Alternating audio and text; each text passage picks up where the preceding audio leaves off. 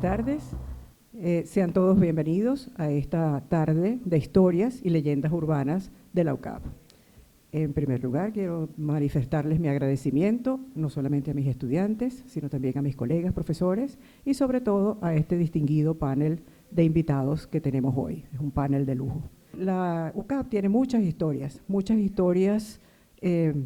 pequeñas, son anécdotas, muchas veces misteriosas o paranormales, otras veces no, y corren el riesgo de perderse si no las registramos.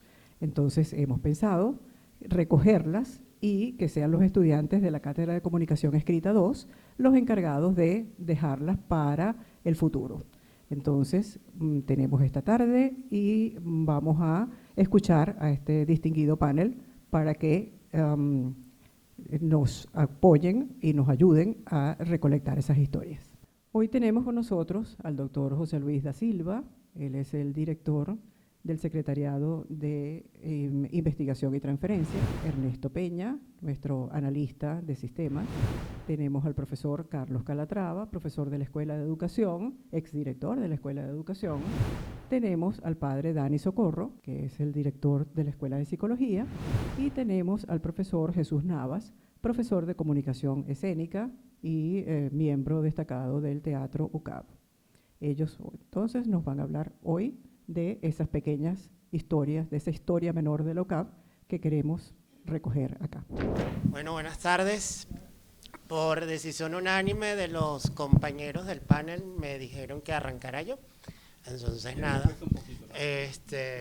bueno, y arrancamos pues. Bueno, tengo dos cuentos, vamos, uno es como paranormal y el otro es, entiendo, cuando sucedió era para reírse, no sé si a la vuelta de unos años sigue siendo para reírse. El paranormal me lo sé por herencia y el de reírse yo fui el generador de todo lo que culminó en lo que culminó. Entonces nada, arranco con el paranormal. Como bien todos sabemos, la universidad nace en el 53, estaba en esquina de Jesuitas, por ahí cuando se estaba graduando la primera promoción, entre el 58 y el 59, se decide comenzar a construir Montalbán, porque bueno, gracias a Dios no cabía la universidad allá. Y nada, estos fueron los dos primeros módulos, módulo 1, módulo 2, la biblioteca vieja, que el último piso eran las oficinas de las autoridades de rectorado, vicerrectorado y secretario, y ingeniería era la mitad. Y si ustedes han caminado por el edificio de los laboratorios se van a dar cuenta que son como dos edificios en uno, hasta en estilo y en forma derivado de todo aquello. Por ahí, año 1969-70, la Escuela de Educación ya estaba graduando las primeras promociones de las menciones. Y un sábado en la tarde, una estudiante de la escuela, sin me dar palabra con nadie, porque aquí se habían clases los sábados hasta las 7 de la noche, año 68, o sea, una parranda de años para atrás. Sin me dar palabra con nadie, este estudiante llegó a la azotea de módulo 1 y se lanzó hacia el lado del estacionamiento, lamentablemente desarrollando o cometiendo un acto suicida, pues. Quedó muerta, la tragedia, el asunto, todo el mundo vio el cuerpo caer, se podrán imaginar cómo era esto hace más de 60 años, ¿no? Vacío, pelado, etc.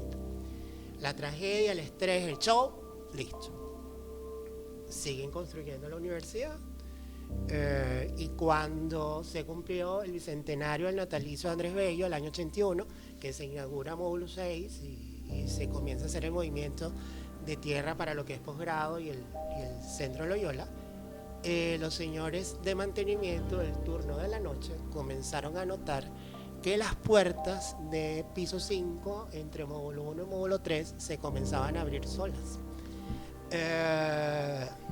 Bueno, la brisa, la cosa, estos edificios y tal.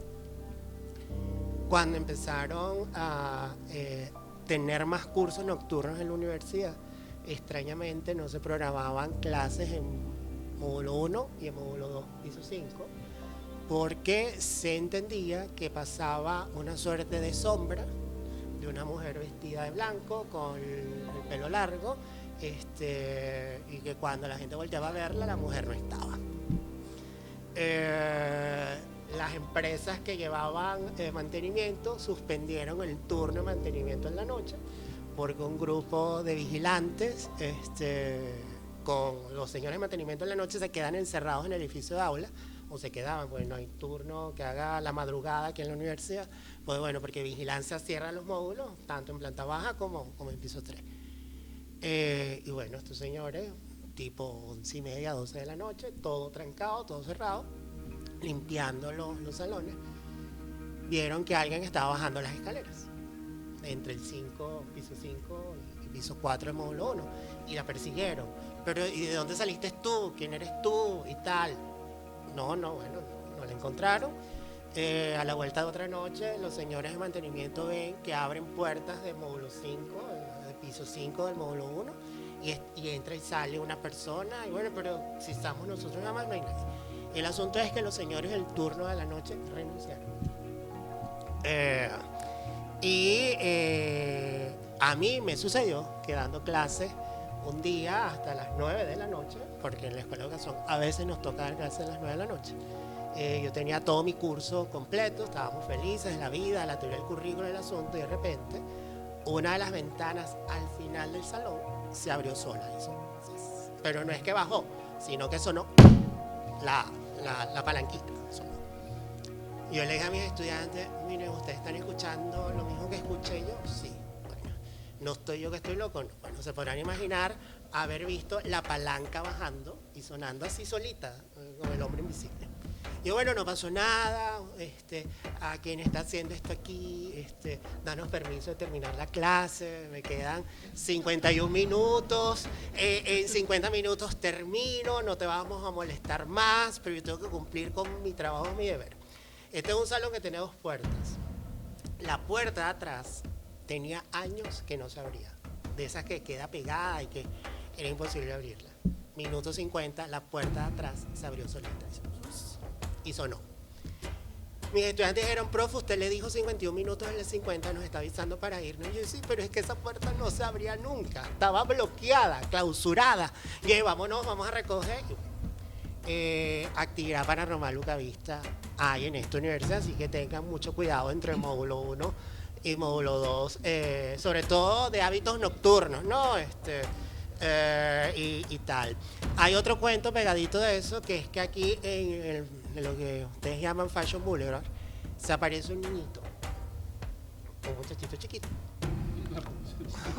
un niñito, un pequeñito, un menor de edad, pues, como de 7, 8 años, ¿no? Y se aparece llorando.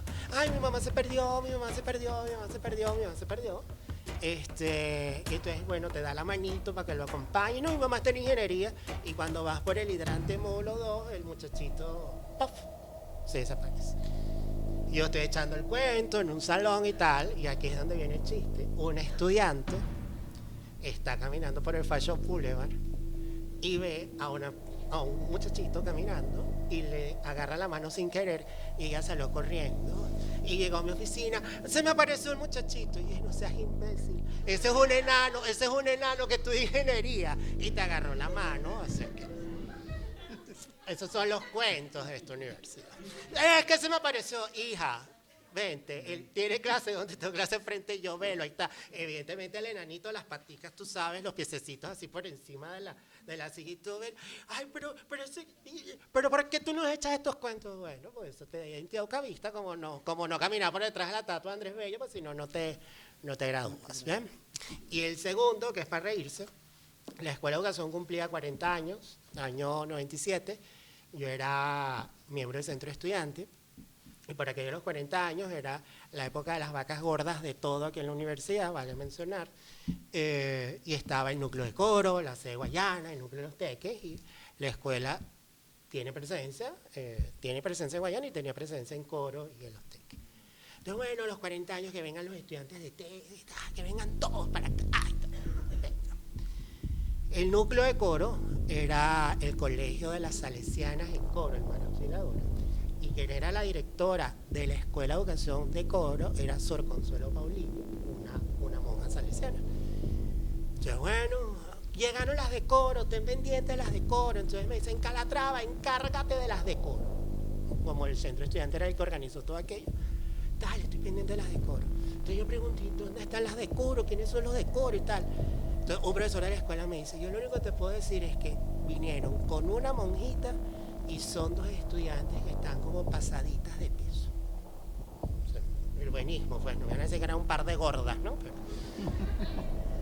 aquellas gordas, por cierto.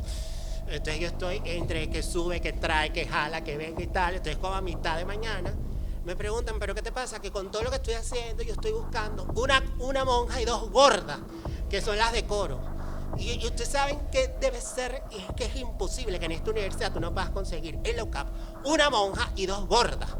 Esta universidad está llena, con el perdón, de gordas, de gordos, de flacos, de esmirreados y de monjas y de curas estudiando aquí. Y en los 90 más todavía. Es imposible que en esta universidad yo no pueda conseguir una monja y 2 gordas que están. Aparecieron las de coro, las 2 gordas. Estaban en la oficina del centro estudiante echando cuento y tal. La monja estaba con el director de la escuela, ¿ya? Entonces, ¿para qué cipote usted me ponía a mí a buscar a esta gente si ya habían decidido? Entonces, nos vamos para la oficina del centro estudiante, 7 y pico de la noche, recogiendo todo a mitad de celebración del asunto, porque era una semana completa. Entonces, estamos todos tirados en el suelo, reventados, las muchachas de coro echando cuento, y de repente una del centro estudiante, literalmente haciéndose así en el pelo. En un momento de silencio, mira Calatrava, ¿qué pasó? Tú por fin encontraste a la monja y a las 2 gordas que estabas buscando. Y yo tenía las 2 gordas que enfrente. Ellas me encontraron a mí.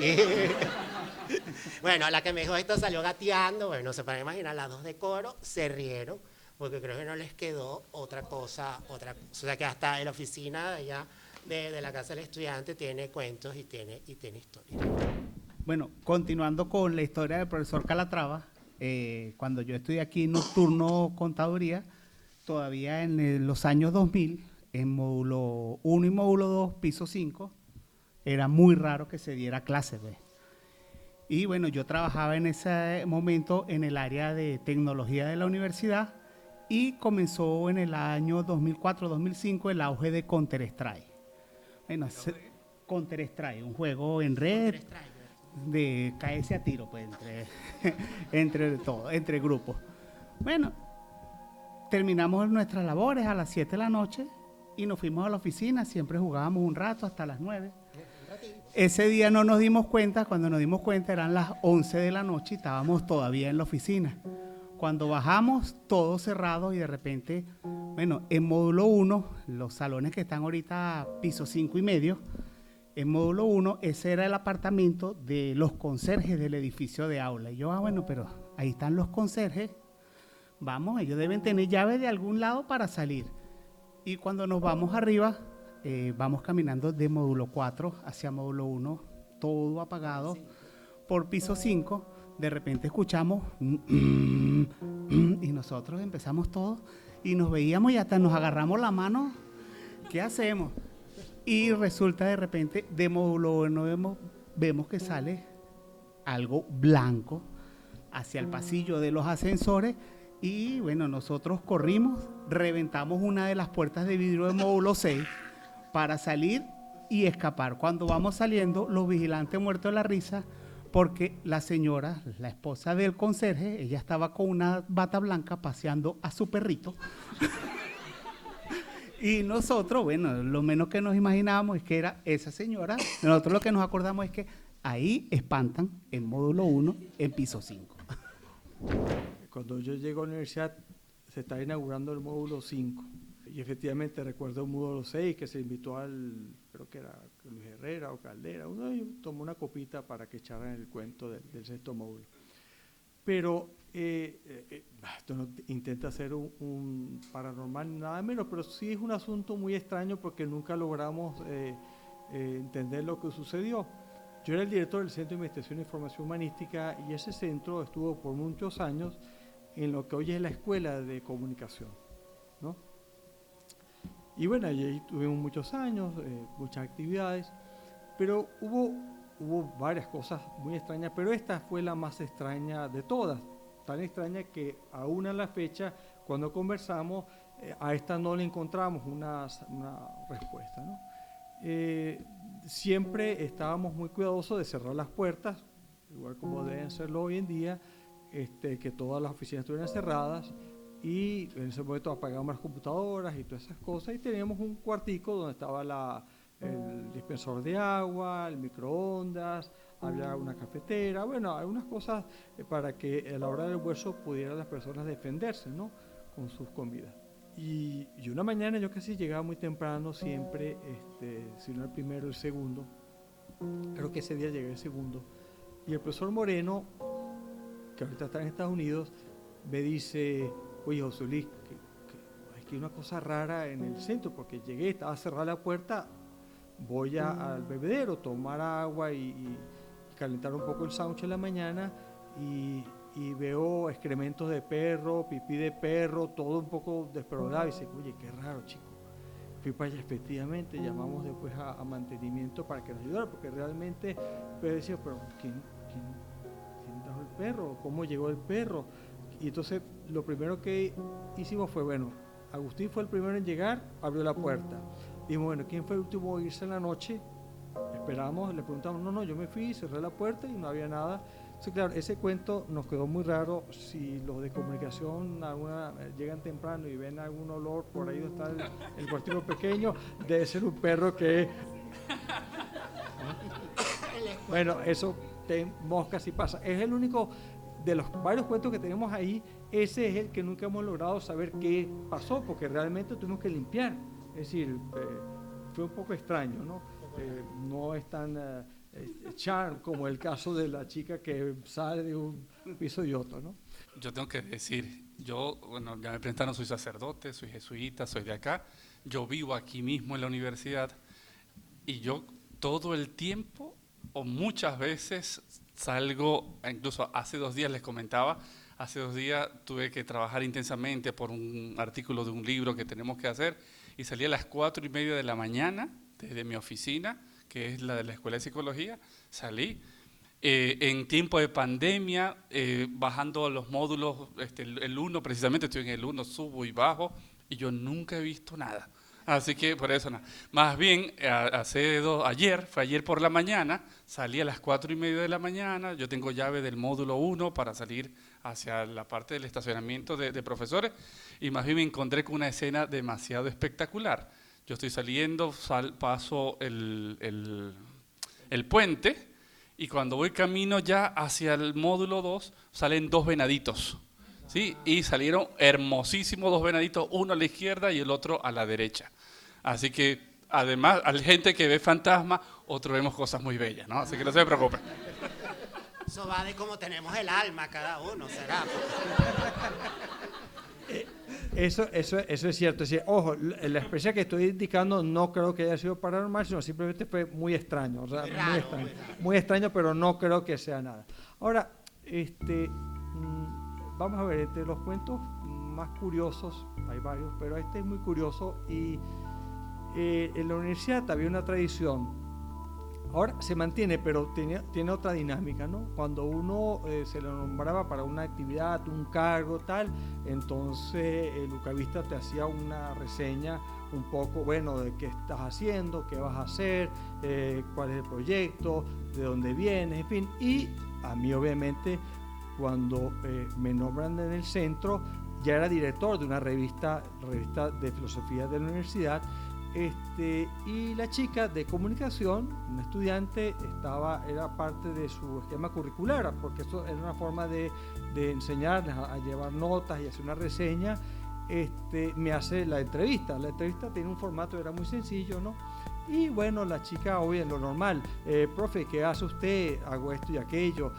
¿Y esto para qué sirve? Para aquello, para lo otro. ¿Y cuál es el sentido del centro? Este y aquello otro. Y usted dirige una revista de la universidad, ¿no? Bueno, y claro, la típica pregunta, ¿no?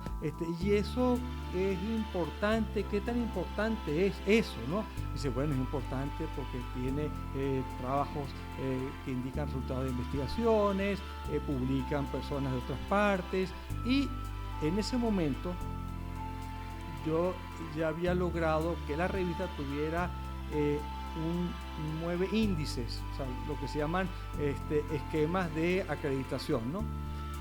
Pero bueno, estoy hablando de forma muy normal desde que tienen 9 índices, lo cual es un elemento importante, le da valor agregado a la revista. Pero realmente cuando iba hablando, para mí era muy normal y las chicas anotando, ¿no? Bueno, cuando sale la nota, muchas de las cosas que yo dije tal cual ella lo puso, quitando esta, donde ella dice, es una revista que tiene 9 índices en 9 idiomas. Podrán entender que estuve 2 meses donde la gente decía, profe, pero ¿cómo hace usted para hacer una revista con 9? Hasta que yo decía, sí, están en 9 idiomas, es muy fácil hacerlo, para no explicar que era el error. En el teatro, saben que el teatro es muy místico, ¿no? Está cargado de ritual, y cuando uno entra a una sala de teatro, ese teatro tiene una historia, nada más el espacio. Y bueno, el teatro de esta universidad, que es el teatro de la Sala Virginia Ponte, lleva el nombre de la maestra fundadora del grupo de teatro, tiene todas esas particularidades. Yo cuando empecé a estudiar en la universidad, que fue en el año 2009, me comencé a involucrar en el grupo de teatro y bueno, comenzaban a surgir historias, sobre todo cuando eras nuevo, pues te jodían un poco, ¿no?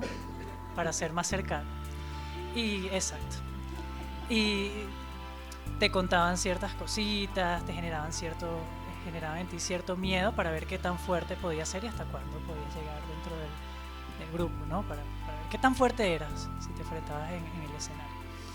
Y pues nada, siempre salían situaciones por ahí referidas a un fantasma, ¿sí? Un fantasma llamado Carlota. Todo el mundo decía, pero ¿quién es el fantasma? No es la profe Carlota, no es nada que, no está vinculado con la profe Carlota, para nada. No sabe, bueno, no creo.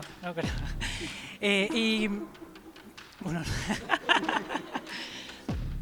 lo que sucedía particularmente con ese fantasma, que todo el mundo lo mencionaba, pero nadie nunca lo veía, nadie nunca sabía cómo era, qué no era, en qué se transformaba, en qué se convertía, si era una butaca, si era una luz, bueno, al parecer era un poco de todo, ¿no?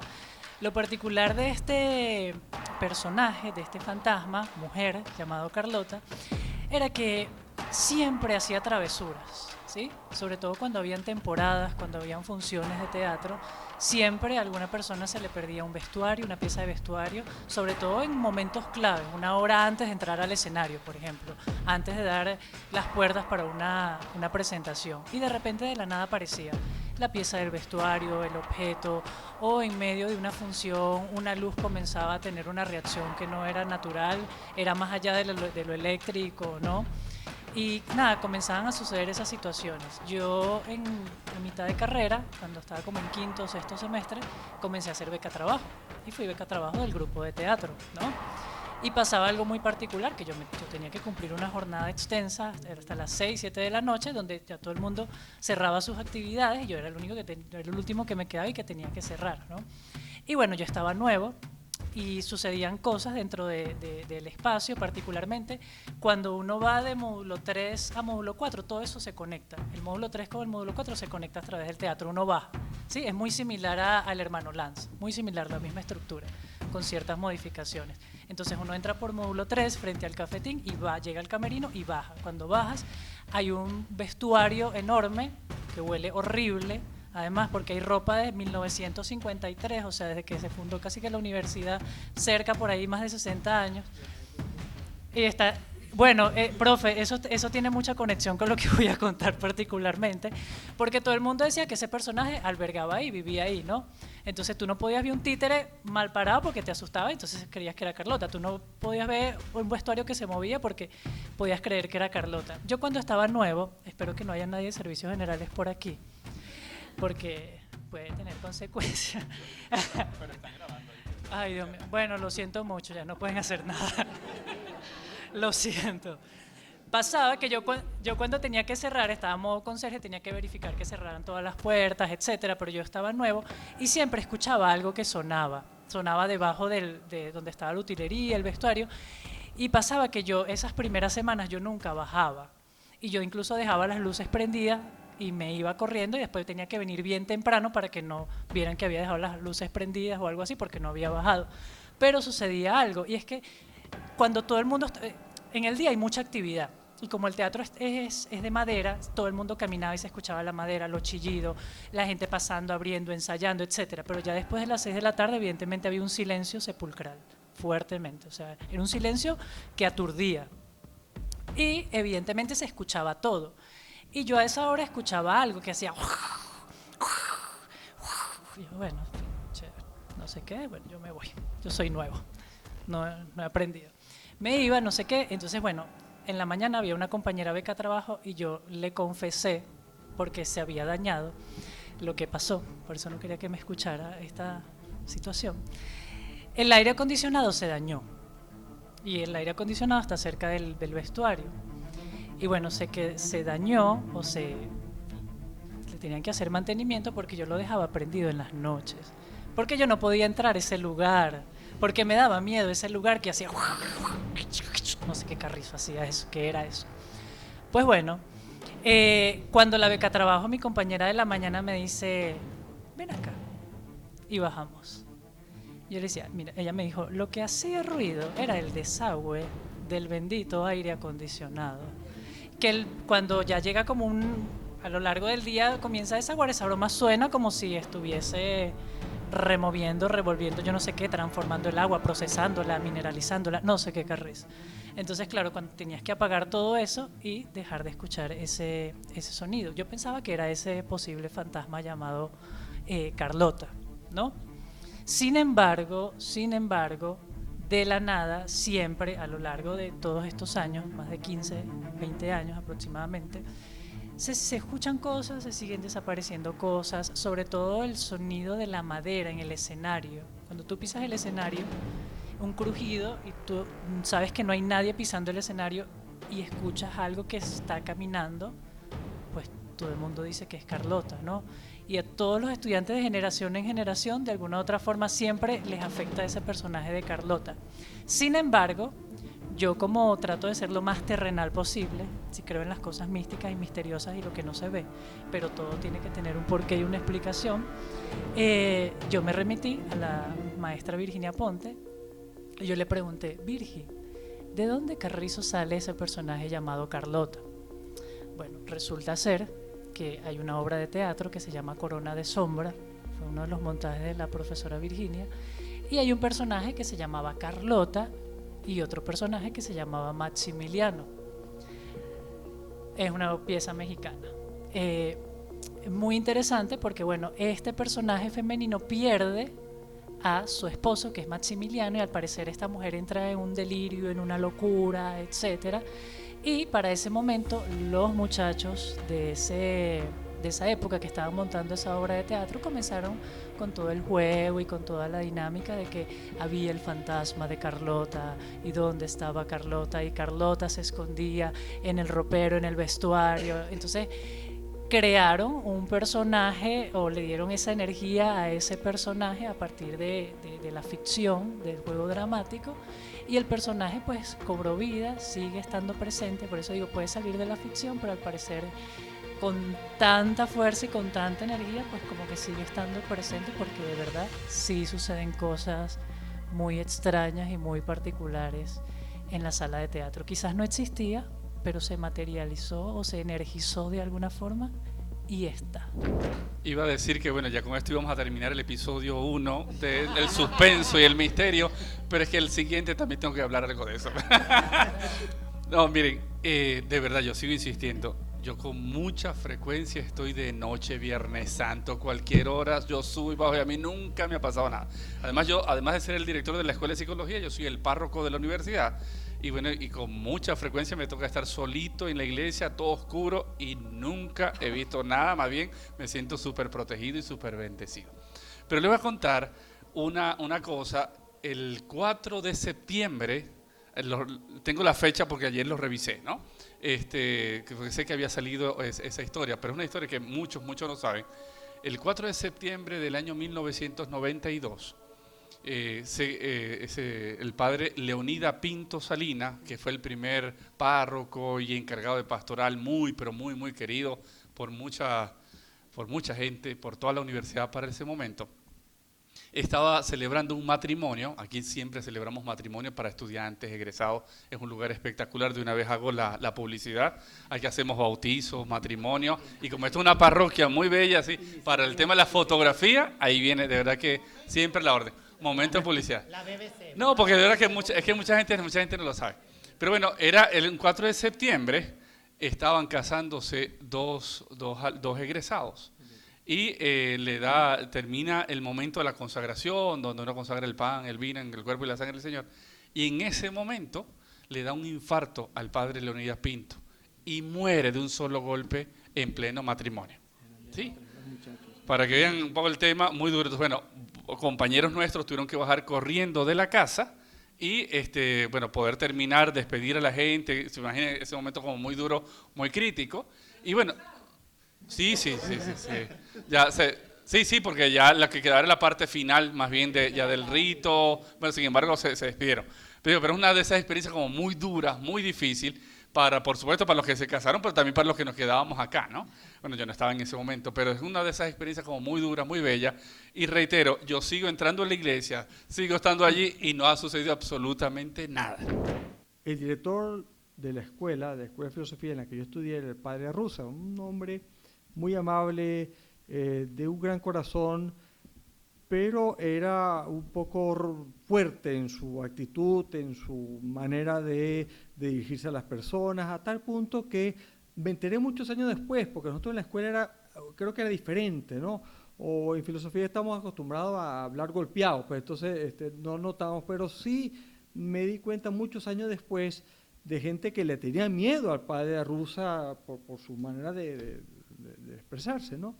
Y cuando digo esto, digo cosas como la siguiente, ¿no? La gente es muy educada por los pasillos y bueno, con tal de caer en gracia, le decía, buenas tardes, padre, ¿cómo está? Y él respondía, ¿y a usted qué le interesa? Porque si me siento mal, ¿usted me va a ayudar? Eso era el padre Arruza. Así que de alguna manera uno ya sabía cómo empezar, pero en el fondo era muy buena gente. Fue el padre que me casó. Pero hay una anécdota con el padre Arruza. Yo no estuve en esa clase, en la clase de primer año de Derecho. Él daba lógica. Y obviamente que él normalmente decía, si uno no entendía era porque uno era bruto. O esas cosas no se pueden decir ahora porque uno tendría un problema en la cuestión disciplinaria. Pero una vez el padre Arruza, llegando al salón, casi llegando, se percata que en el jardín uno de los encargados jardineros dejó un machete. Y dice, oye, déjame llevar este machete.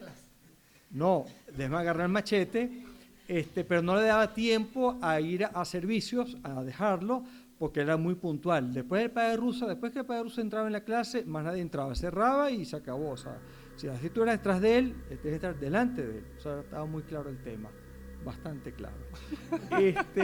Y bueno, dice, nada, me voy a clase con el machete y después de clase lo llevo.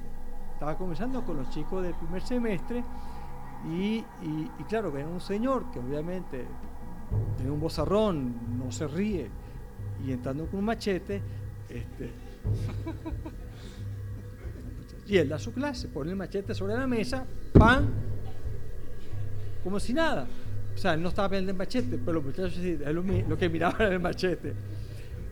Y estas son las evaluaciones, y esto es tal, y esto, y en fin, y los que no pasan perderán el año, así tan sencillo, lógica, que no se entiende.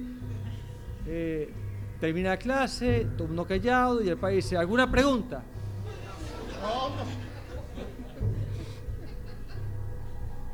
Ninguna pregunta. Es decir, que nadie va a preguntar por qué viene con un machete al salón de clase.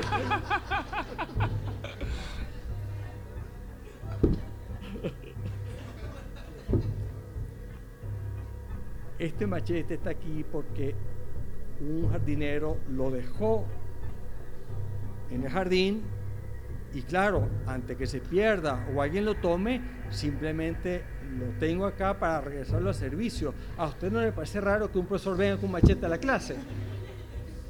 Esa es la anécdota del padre Arruza. Un 19 de diciembre de 2015, ¿sí? 19 de diciembre de 2015, nos tocó, allí mismo en la iglesia, nos tocó hacer el funeral de un famoso sacerdote aquí, que algunos seguro de ustedes lo habrán escuchado, el famoso padre Gustavo Sucre. Fue por muchos años, fue secretario de la universidad, una figura clave, que a lo mejor dentro de las leyendas urbanas van a decir que va a aparecerse por el piso 3 porque estaba todo el tiempo rezando, rezando con el libro de rezo. Entonces iba todo en la noche, en el día, e iba, caminaba. Lo miraba a uno, si era por la mañana, casi lo muerde a uno, ¿no? Pero era un tipo muy buena gente. Ya en los últimos años me tocó cuidarlo bastante, muy dedicado con él, estaba ya en silla de ruedas, pero era bonchón, era un hombre que de muchos chistes, siempre decía con humor hasta la muerte. Me tocó, por ser yo encargado de la iglesia, me tocó preparar todo lo del funeral. Ahí, tanto el piso 3 como en la iglesia, hemos tenido ya varios funerales. Ahí todo en cuerpo presente. Mira cómo miran su rostro, como contempla. Estaba allí y bueno, pero tuvimos mucha gente, como bueno, relativamente, porque ya era el día de salida de la universidad, ya todo el mundo ya se iba de vacaciones. Y bueno, llegó por la noche, cierro ya por la tarde, cerramos la iglesia, yo me quedo y yo lo quise mucho. Entonces le preparé unas cositas, o sea, que quité el cristal, y entonces le acomodé unas cosas que tenía allí, ¿no? Para ponerlo mejor para el día siguiente. Bueno, total, al día siguiente celebramos el funeral. Hay un compañero que es el director de Identidad y Misión, que es el padre César Muciotti, no sé si lo conoce. Él también estaba con nosotros, pero en ese momento no pudo estar en el funeral porque estaba en Mérida, ¿sí? Y bueno, de verdad que yo también estaba en duelo, para mí fue un golpe como muy duro. Al mes siguiente, pues eso final de enero, yo estaba haciendo mis estudios de doctorado, algunas materias las estaba viendo en la Simón Bolívar. Y entonces me pongo de acuerdo con otro compañero sacerdote mayor para vernos cerca de la Simón Bolívar. Y le doy el teléfono del padre Sucre. Pero antes, entonces, no, yo para probar, llamo del teléfono del padre Sucre a mi teléfono. Entonces, no, yo estoy en plena clase y cuando veo Gustavo Sucre, ¿no? Me llamaba Gustavo Sucre. Pero dije, esta es la mía, ¿sí? Esta es la mía. Bueno, al día siguiente, ya maquiavélicamente se fue generando en mí toda lo maquiavelo en su mejor expresión. Comienzo, entonces llamo a este compañero César. César tiende a levantarse tarde, él es más bien noctámbulo, se levanta tarde, y entonces como eso de las 9 de la noche, 9 de la mañana, perdón, le llamo por teléfono, ¿sí? Desde el teléfono del padre Sucre, ¿sí? Entonces yo veo que una vez corta, ¿sí? Vuelvo a llamar y entonces repique y de una vez corta, rácate, ¿sí?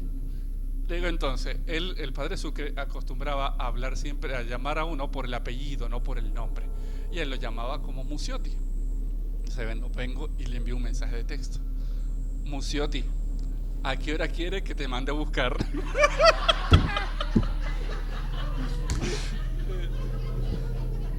Yo para probar, para ver si eso era efectivo.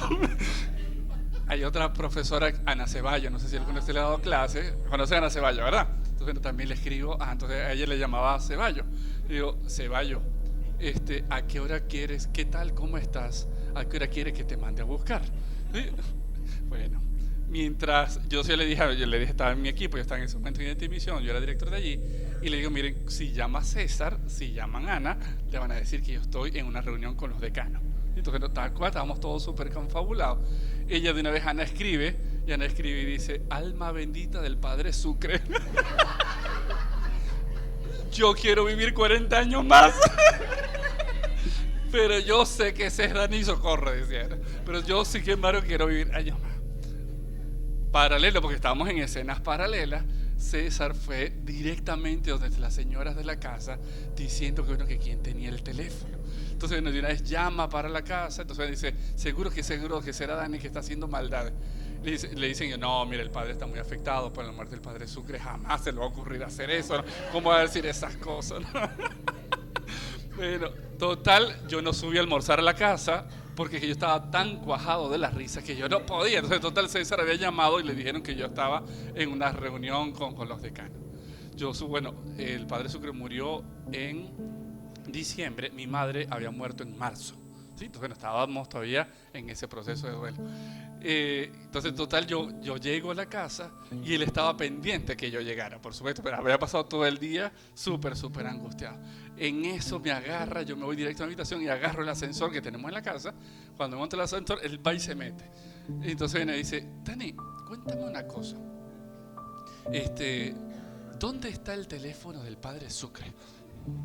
Yo con mi cara de póker, ¿no? Bien administrada, que la hago siempre en psicología, le digo, mira César, tú sabes que para mí lo que significa el padre Sucre, yo con mi cara serio, ¿no? Así, todo lo que significa el padre Sucre para mí, ¿sabes qué? Como ya tú sabías y yo te conté que por la noche de ese día del funeral, cuando se fue todo el mundo, yo comencé, lo estuve arreglando, el padre Sucre, y ahí le metí el teléfono al padre Sucre. Ahí le metí el teléfono al padre Sucre en la urna. Y bueno, ya eso estará en la urna.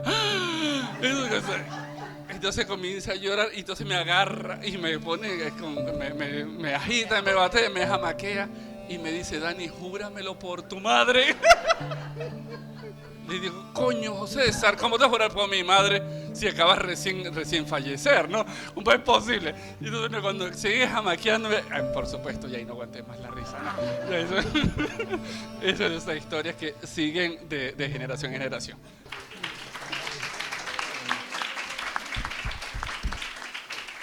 Como Dani está dando un cuento del padre Sucre, muy querido, realmente... Miles, hay muchas que están ya relatadas, están documentadas, pero vamos, una que es muy interesante y que conecta un poco con lo que Carlos decía, ¿no? El paso de la escuela jesuita a la universidad.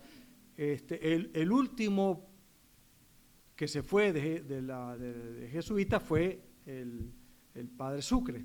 No quería venir porque esto acá era Monte Culebra. O sea, Monte Culebra es monte, y era Monte Culebra, ¿no? Y bueno, se tuvo que venir porque allá no quedó nadie, entonces bueno, nada, regañadientes, se vino a este Monte Culebra. Entonces bueno, obviamente, esa noche se fue a capilla, a sus oraciones, y había una cosa que a él le tenía muchísimo miedo, que era a las culebras, ¿no? Y bueno, Monte Culebra y tal, y esto y tal, y bueno, su primera noche, cuando va a la capilla, hay una tremenda culebra enrollada en la capilla. O sea, así lo reciben, así es que ustedes me quieren recibir para acá. Y entonces, bueno, estaba...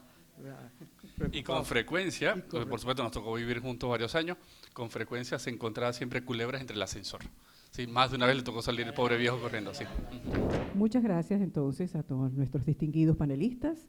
Ha sido una tarde maravillosa, muy divertida, con todas estas anécdotas y todas estas historias y leyendas urbanas que nos han contado esta tarde. Les manifestamos nuestro agradecimiento y bueno, esperamos que haya sido fructífera esta labor.